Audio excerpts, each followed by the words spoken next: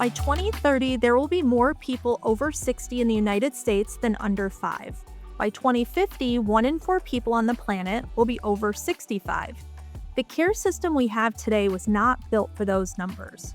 Christopher Kunney is a healthcare technology strategist who works with care organizations on exactly that problem. Christopher, welcome to ComForConnections. Thank you, Tiffany. It's a pleasure to be here. I look forward to having this important conversation with you today. What kinds of problems are organizations asking you to solve? It's an interesting question, and it has evolved over the years. I've been serving as an advisor and fractional leader for various organizations for almost 2 decades now, and those questions again have evolved. So, we're moving and shifting away from the questions around how do we digitize records to more really business and clinical questions around how do we keep people safely out of the hospital and use their homes longer using technology. And that's really the real shift. We're starting to see technology being considered more like a utility, just like the water and the lights in a building. It's almost impossible to, operate a hospital without, electricity. It's very challenging, I'm sure, to operate one without plumbing and water. And equally now, it's just as difficult, if not impossible, to offer high quality care without the use of information technology infrastructure. And so, IT has really become the next utility for health systems. And the questions now is how do we extend care beyond the traditional four walls of the hospital into places like homes, into clinics, and into other facilities where individuals are either receiving a short-term or long-term care outside of the traditional acute care setting. So I'm starting to see more conversations happening around that, as well as we all are hearing the discussions that are taking place around the use of emerging technologies like AI and machine learning, and how do we apply that to that model of care. And then, as I'm sure we'll get into a little bit, the changing demographics of care as we move now into what we call the silver tsunami.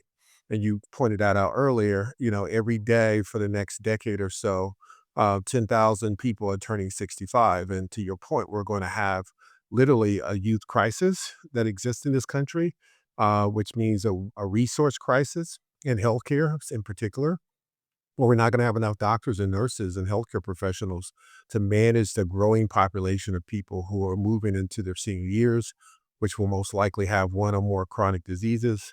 And how do we move from a system that's traditionally focused around sick care to one that's truly focused around healthcare are the topics that, we're constantly debating and providing our perspective and support around for our clients. Those numbers are truly scary to think about, that we don't have the resources, we don't have people ready to go into those roles. Are policymakers and care organizations taking this seriously? Is this something that's top of mind? Yeah, it's interesting you say that, and I think that's why they use the term silver tsunami. If you think about the definition of a tsunami, it's kind of a large wave that comes out of nowhere, and people don't realize sometimes the power and impact that it may have until it actually hits you. And I think that's what you're seeing in healthcare today. People are so focused now on federal cuts and that have been made to healthcare programs, the rise in cost of healthcare, challenges again with resources, challenges with trying to recover revenue, that sometimes they're not spending as much time thinking about what's going to be the real impact as this demographic continues to change, as we start to have to deal with 40% of most doctors' patients being over 60, 65.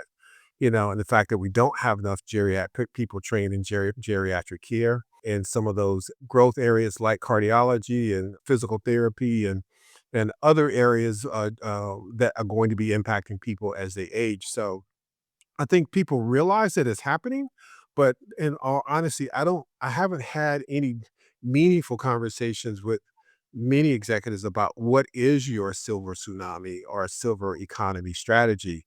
as it relates to healthcare. So I think we still have a little bit of ways to go before the industry starts to feel the true impact of it. I think when I think about this whole situation, one communities that I think we're starting to see this in is in the more rural communities. Absolutely. Why do they seem to be hit hardest and maybe hit first? Well, I think unfortunately, rural communities are the first to get impacted by any, cuts or lack of access to healthcare in general. So whether it's maternal health and the challenges that we have there, or whether it's just acute care services where you've got hot rural hospitals that are closing down and lack of access to care providers, uh, the silver tsunami of silver economy is not immune to that. And so we're going to see challenges again with our older adults getting access to care. Obviously, as we age, we start to have more health challenges that take place, especially those of us who may not have taken very good care of ourselves. And so you're starting to see these comorbidity issues rise, hypertension, diabetes, COPD, and many other health issues that might have a direct impact on our overall care and the cost of care. And unfortunately, within those communities, you typically don't have people who are trained. You don't have a number of cardiologists that live in those communities, or rheumatologists, or radiologists, or other specialties that would normally be a part of your care program as you age. They're just not available. And so lack of access is going to be one of the biggest challenges you see in those communities, not to mention social determinants. Transportation to get to facilities can be difficult for the Yes. elderly as well too. And then lack of access to other services that they might need, like rehab services, and physical therapy services, or even mental health services could be impacted as well too. So the rural communities, I grew up in a rural community. I'm a small town boy from South Georgia, and I saw it in my own hometown where I grew up. The fact that as people age, they end up having to go to more expensive parts of the care continuum. They usually have to drive, 50 to 100 miles or more to a large city that has a health system that can provide that level of care. And that sometimes can be cost prohibitive for me. So some ought not to go, or delay treatment, which can then lead to more serious issues occurring down the road. The system is under real pressure. Not enough facilities, not enough people, and communities losing access to care they've relied on. That's the reality families are navigating. Technology keeps coming up as part of the answer. What can it actually do? Wow, I mean, that's the promise, and to some degree, the reality we're seeing today, as well with the use of technology. And even though people are concerned about whether or not it might take my job in the future or not, we've seen the advancement of technology such that it is having a direct impact on care. For example, you look at AI platforms, which at its scale can address things like pattern recognition and give care teams the ability to make decisions and focus on the delivery of care without having to spend time on doing redundant tasks, or identifying potential anomalies in a person's physiology, because the AI, for example, may have a greater efficacy around identifying things like tumors or abnormalities on radiology scans, or providing proactive information about a person's care before an episodic event happens. For example,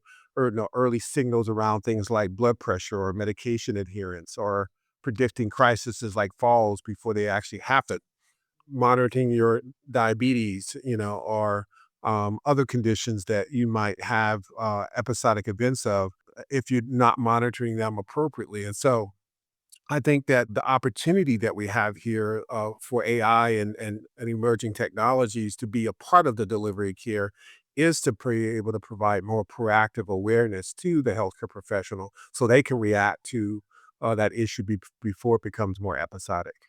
The technologies that we're hearing about and seeing are just so exciting. There's so much that we can do if we can be aware of something sooner. How do we help families with the idea of being welcoming to this new technology and not feeling like this is intrusive? I don't want something in my house monitoring me, but saying, "Hey, Sure. there's benefits to this." Absolutely. It's a good question to ask. We talk about social determinants of health, but there is this concept of digital determinants of health. And to your point, there's a level of trust that has to be established in the use of these technologies. Is Big Brother watching me, or is someone monitoring me when I'm, taking a shower, or doing something that's private? When do we allow these technologies to provide some sort of monitoring, but also protect our privacy and rights of anonymity as well too when necessary? I think it's a twofold. Well, to take that back, I think it's a double-edged sword in that the reality of it is you're not going to have enough people to do that level of work going forward because of the silver tsunami. So if people want to have quality care and want people to the health system to be able to respond quickly to their situation, then you're going to have to rely to some degree on technology to be a part of that process. And one of the areas where technology can add the greatest value is the passive monitoring component of that, where you have wearable devices and you have visual devices that are tracking and monitoring your health passively and responding to it if there are anomalies a lot faster than if you had to wait for a healthcare professional to come to your home or come to your room and take measurements of your condition and then react in. And so I think by nature, we're going to be forced to some degree because we're just not going to physically have enough people. But I think it's also important for healthcare organizations to educate and create literacy to those individuals, the care providers, the patients, the family members, as to the value and the efficacy of these technologies being used now today, because they have gotten better. There are guardrails in place to protect your privacy and your anonymity in some cases about your conditions.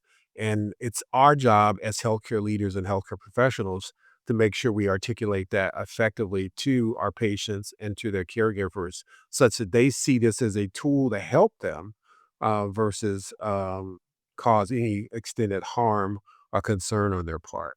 Yeah, I think technology or education is going to be Mhm. key in this, making sure people are aware of what it's doing, why it's doing it. Let's talk a little bit about loneliness and depression. Those can be serious health risks for older adults living alone. How can technology help in this area and maybe not help in this area?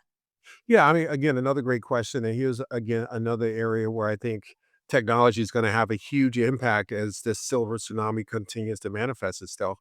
Let's just talk about depression and social isolation. The fact that we got virtual care technologies and telemedicine technologies and video conferencing type technologies like the one we're on today. We're doing this interview and not we're not physically together, but yet we're having a meaningful conversation without us having it physically present. I think you're going to see that become a very valuable tool to allow older adults to stay connected to not only their clinicians and care providers, but to family and friends as well too. One of the largest growing populations on social media are seniors, because they're wanting to stay connected to their grandkids, to their loved ones, to their friends and family who may not be close to them, especially those who live in rural communities as well too. This becomes a lifeline in many cases for them to have a social life. And especially if I'm unfortunately a senior who might be debilitated because of some sort of chronic disease, I no longer can drive or I no longer can have the mobility that I used to have. So staying connected through these technologies is absolutely instrumental in them having a higher quality of life as they continue to age.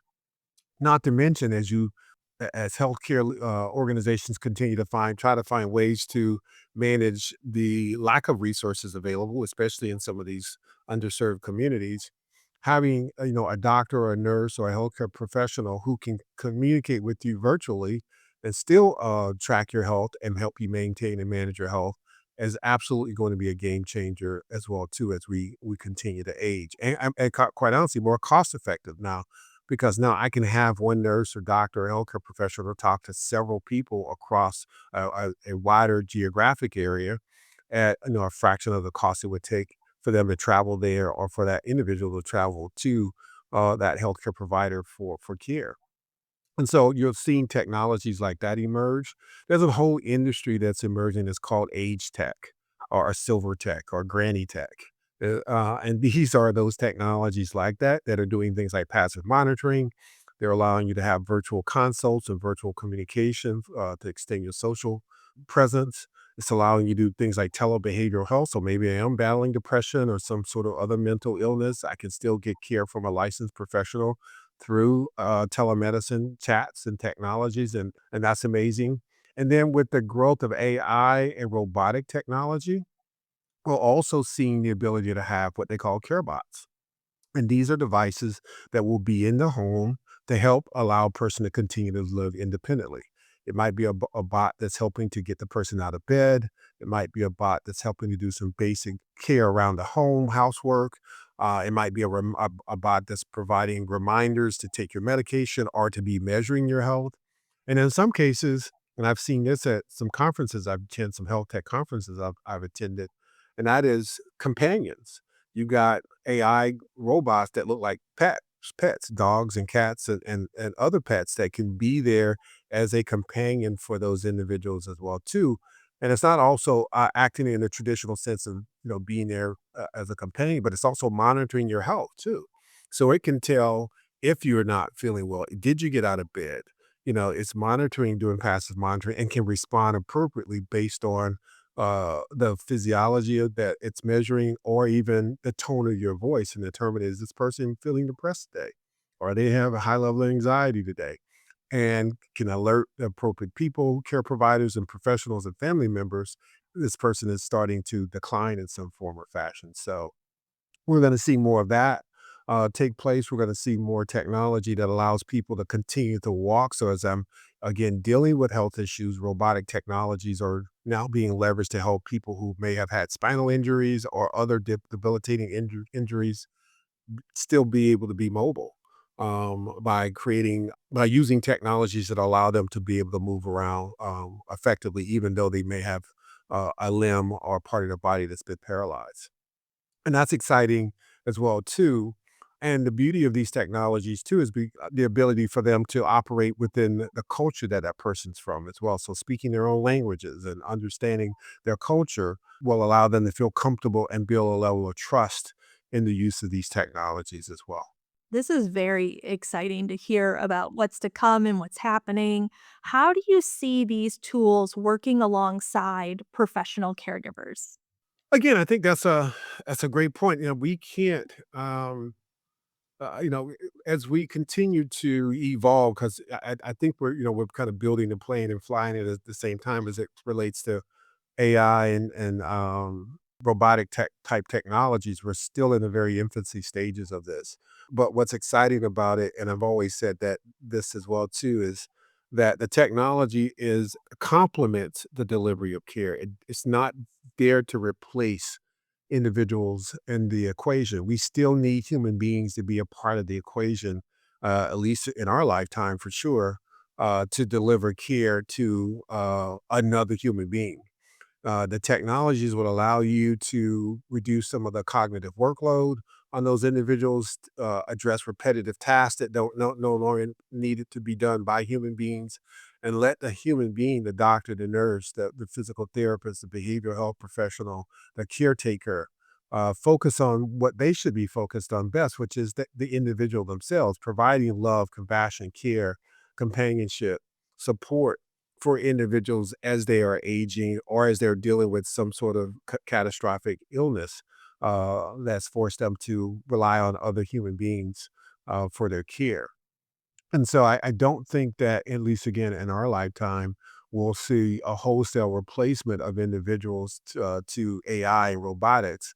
I do think that you're going to see some jobs that were traditionally, administrative and manually intensive roles may shift to more automated and digitized services. So I do think you'll see some of that, but I don't think you're going to see a wholesale replacement of doctors and nurses and other professionals in the system. You're going to see them start to rely more on these technologies to make better diagnoses, respond more proactively, and focus on tasks that still require human intervention versus those tasks that can now be automated.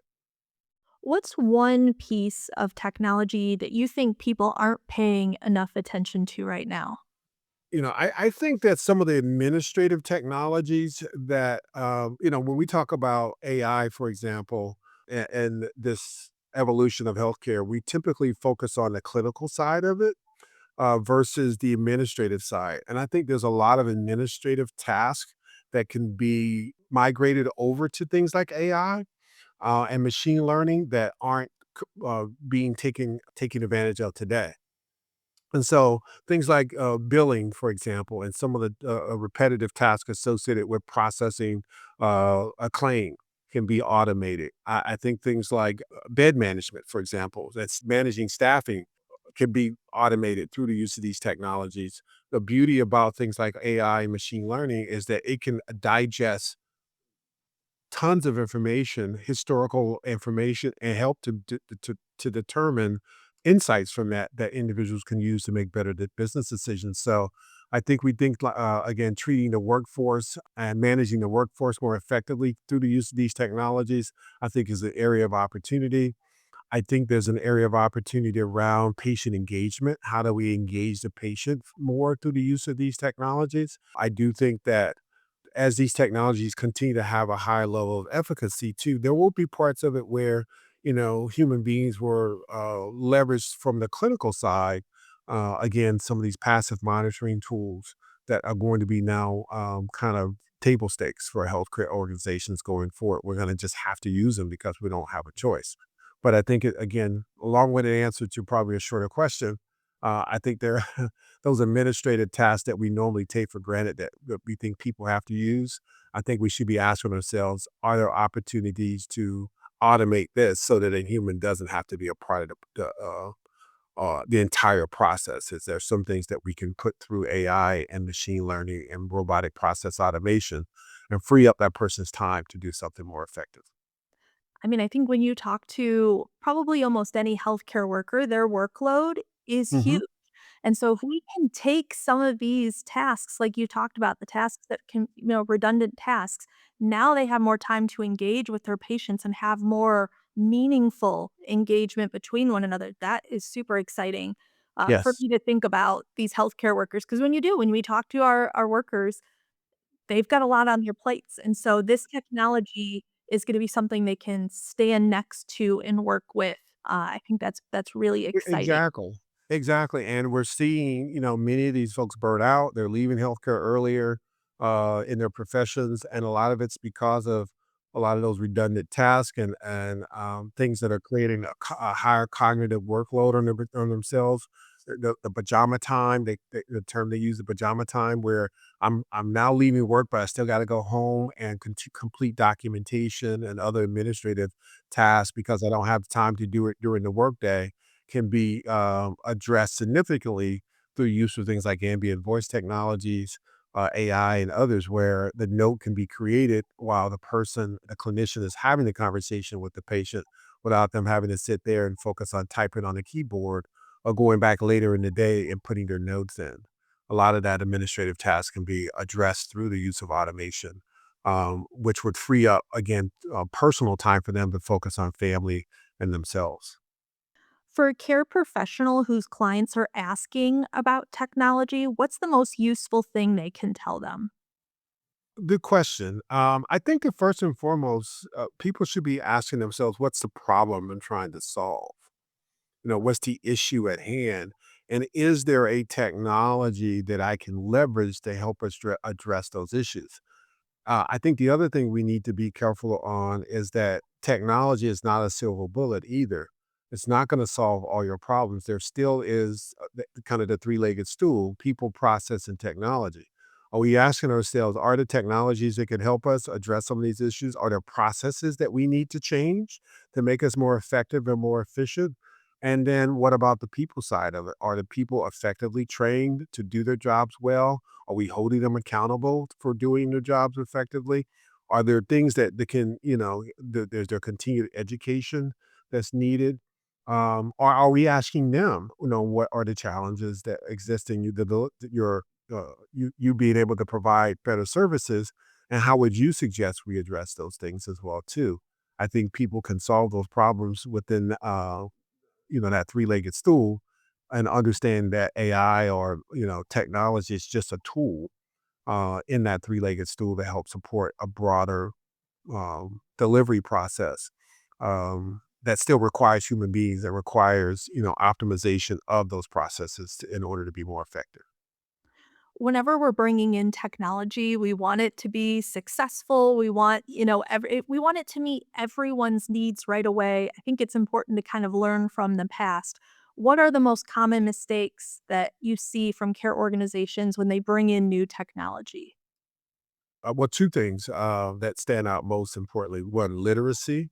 So if we bring a technology in, are we investing in educating everyone that has to touch that technology, including the patient? Are we investing in the education and literacy of the use of that technology to its greatest potential? Not just training on 15 or 10% of the functionality in the tool, but training on as much of the tool as we can that allows that person to be as effective as they can in using all the resources the tool brings to the table. So I think that's first and foremost. I think the second thing a lot that goes along with that, and that is change management. I think people don't always appreciate the human element of change and the impact that it has on them. And so when we roll out something like, say, AI into an organization, the first and understanding how that's going to affect that human being is their thought process. This is going to somehow replace me, or am I excited about the adoption of it, or am I going kicking and screaming on it, or am I afraid of it? Is it going to point out some weakness that I have in the use of technology? We need to understand those behavioral factors that impact our adoption of these technologies as an institution, and are we addressing those things specific to the individuals themselves in order to make sure that we fully maximize its use. And then I think finally that there's the governance side of this as well too, making sure that we are measuring the value of the technology that's being used, and measuring whether or not it is doing more good than harm. Some of these technologies can, in some cases, perpetuate biases that already exist in our system. And are we making sure that it's not these technologies aren't doing that? And do we have a governance structure in place that's constantly reviewing and evaluating the efficacy of these tools that we're using going forward as well too? We don't want to wait until there's an episodic event, or wait to a patient sues us for some sort of mishandling of their care. We should try to be as proactive as we can at the very beginning, and asking ourselves, is this technology going to cause more harm? Are the potential harm? And have we put the guardrails in place to ensure that we reduce the likelihood of that happening? And then are we measuring that over time to make sure there isn't sort of a creep and a bias that is happening in the tool because of whether it's the data that's now not being validated effectively, or processes that need to be adjusted to better align with how the tools are being used. There could be a host of reasons why, but we've got to make sure there's a governance structure in place that reduces the likelihood of the technology creating more problems than not. Christopher, thank you so much for all of your expertise that you've shared with us today. In closing, You're if welcome. a, if a family is listening to this and feeling overwhelmed by everything you've described, what do you want them to take away from this conversation? Wow. Speaking as someone who myself was diagnosed in 2016 with two brain tumors, and having to make decisions about my own personal care, as well as being a care provider of a mother who was diagnosed with cancer, and going through her treatment process, and serving as a care provider. I think one of the single most useful things a family can do is to truly get kind of oriented to the whole system before a crisis forces a decision. Yes. And what I mean by that is, really finding out what options, that you have available before, a major crisis has to happen. Be open to getting second opinions. be open to challenging your healthcare system about the quality of care that's being given. And when I mean challenging, I mean asking questions about the process, of how um, the care is going to be delivered. What are the options post discharge that I have available to me? And how can I use technology as a tool to support the delivery of care and the recovery process for myself, for my loved one, going forward? I think are really critical factors. I think also as we again start to go down this path of the silver tsunami and we're starting to see people age longer, the question is not about how do I age longer, but what's the quality of life I want to have as Yes. I age as well too. And I know me personally, I don't, I want to have those critical conversations with my loved ones to say, if I have a catastrophic event that occurs, don't prolong my life if it's not going to be one of quality. Allow, unfortunately, Mother Nature to happen, and because I don't want to one be a burden to my loved ones. I don't want a quality of life that is not one where I can wake up every morning and appreciate it to some degree, but I'm just living, but not, I'm surviving. I'm not living. I think are important discussions that we have to have that go far beyond technology and kind of the other policy and political issues that we deal with when it comes to healthcare. Ultimately, it's about what kind of life do I want to have and when do I want to say, okay, it's my time to transition, and I want to allow um, Mother Nature to take its course, which is what, quite honestly, my mom did when she discovered she had stage 4 kidney cancer. She sat down with us and said, "I've had a nice life, and I don't want to go through chemotherapy. I'm going to allow the journey to happen." And she had made peace with that, and we had to make peace with that as well too. And so we focus on more palliative care and hospice care as a strategy for her versus um, putting her in some sort of clinical trial or going through chemotherapy and all the other issues associated with that.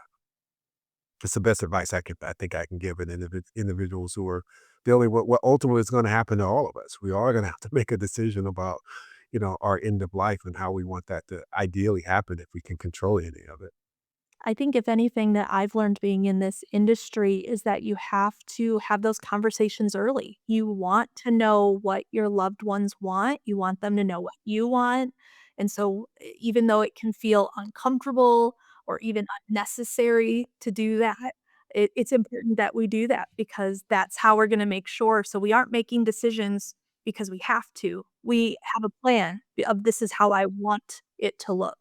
Absolutely, and I'll give one final story. My brother-in-law, my sister's husband, contracted COVID, and unfortunately, he didn't do well, and to the point where he was placed on a ventilator, and had a series of other, sentinel events that occurred that forced him to be pretty much in a vegetated state. And we came together as a family and we said that we knew what his wishes were. And we knew he had said over and over again, if I am on a ventilator or I'm in a condition where I'm no longer gonna have quality of life, do not maintain my life. Allow me to pass, and pass comfortably as I can, and allow you guys to move on with your life as well too. So we all came together and had that decision, collective decision, and agreed to have his ventilator turned off and allow him to pass peacefully while we were all around him. And I'm sure that's exactly what he wanted. And I know we all have to have those conversations, as difficult as they are. We knew when he was at that point, that was the decision we could make as a family, that we knew we respected his wishes. Christopher, thank you so much for sharing that You're story welcome. with us and for sharing all of your insights today. Sure, sure. I'm happy to be. Again, thank you so much for allowing me to be a part of this conversation. It's one that, again, we all are going to have to deal with. The silver tsunami is here. AI is here. The challenges and cost of healthcare still impact everyone in our community. So we have to make difficult decisions around that. And all I'd suggest people to do is to try to stay as informed as you can. Try not to be fearful of innovation. It is, work in progress, but ultimately there are people out there that are trying to develop technologies to help you live a higher, better, and a longer quality of life. And so be open to the possibilities of that as well. Thank you again. You're very welcome. Thank you.